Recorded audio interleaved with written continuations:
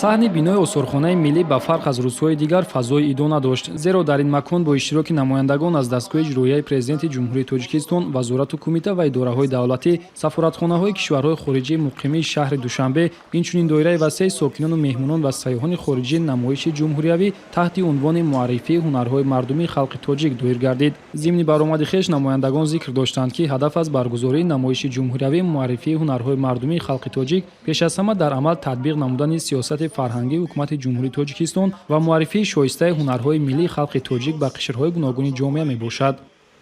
яке аз вижагиҳои хоси намоишгоҳ дар ин аст, ки дар ин намоишгоҳ ҳунармандон баъзе навъҳои ҳунарро ба таври амалӣ иҷро мекунанд, махсусан ҳунари оҳангарӣ, кортсозӣ, сабатбофӣ, намадресӣ бевосита аз ҷониби ҳунармандон ба таври зинда дар ин намоишгоҳ иҷро карда мешаванд ва фикр мекунам баргузории намоишгоҳ барои тамоми қишрҳои ҷомеа, махсусан сокинони пойтахти шаҳри Душанбе ва сайёҳони хориҷӣ имкон медиҳад, ки бори дигар ин навъҳои ҳунарҳои миллии тоҷиконро аз наздик бубинанд ва бо расму оину анъанаҳои тоҷикон аз наздик ошноӣ пайдо намоянд. сипас меҳмонон аз намоишгоҳи бошукӯҳи доиргашта дидан намуда бо ин васила бо ҳунарҳои қадимаи миллати тоҷик аз наздик шинос шуданд. дар намоиш зиёда аз 35 навъи ҳунарҳои қадимии миллии халқи тоҷик аз фонди тиллои осорхонаи миллӣ ва офаридаҳои ҳунармандони соҳибзавқи шаҳри Душанбе ба монанди мисгарӣ, созтарошӣ, читгарӣ, гулдӯзӣ, кандакори рӯйчӯб ва дигар анвои ҳунарҳои мардумӣ ба маърази тамошо гузошта шуд. боиси хушнудист, ки солҳои охир ба маҳсулоти ҳунарҳои мардумӣ бисёр талабот зиёд шуда истодааст, бахусус ба сайёҳони кишвари хориҷӣ меоянду ҳар гуна маҳсулоти дастони моро мегиранд.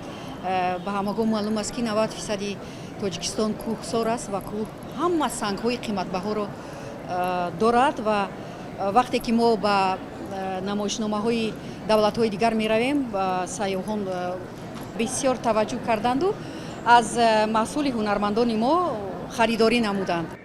соҳаи ҳунармандӣ чун дигар соҳаҳои ҳаёти ҷамъиятӣ зери таваҷҷӯҳи пайвастаи ҳукумати кишвар қарор дошта, истифода аз ин ҳама ғамхориҳо ҳунармандонро ба эҳёи ҳунарҳои мардумӣ ва касби доштаашон моил мекунад. баргузории намоишгоҳи мазкур бори дигар аз он шаҳодат медиҳад, ки халқи тоҷик таърихи пурифтихор ва ҳунару анъанаҳои қадимаро доро мебошад ва ин ҳама дар намоишгоҳ доираи васеъ тамошобинонро ҷалб намуд.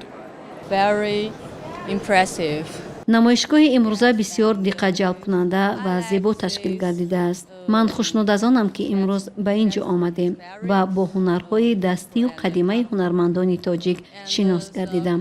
либосу армағонҳое ки ин ҷо ҳастанд бисёр ҳам зебою диққатҷалбкунандаанд.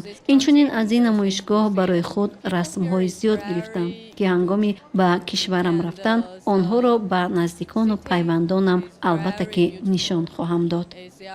бо мақсади оммавигардонӣ ва ташвиқи ҳунарҳои мардумии ниёгон, намоиши мазкур моҳҳои октябр ва ноябри соли ҷорӣ дар шаҳрҳои Хуҷанд, Бохтар ва Кӯлоб низ дар сатҳи баланди касбию эҷодӣ баргузор мегардад. дар фарҷоми ҳамоиш барои саҳми назаррас гузоштан дар муаррифии ҳунарҳои мардумӣ ва иштироки фаъолона дар намоишгоҳи мазкур як қатор ҳунармандон бо ифтихорномаи осорхонаи миллӣ сарфароз гардонида шуданд.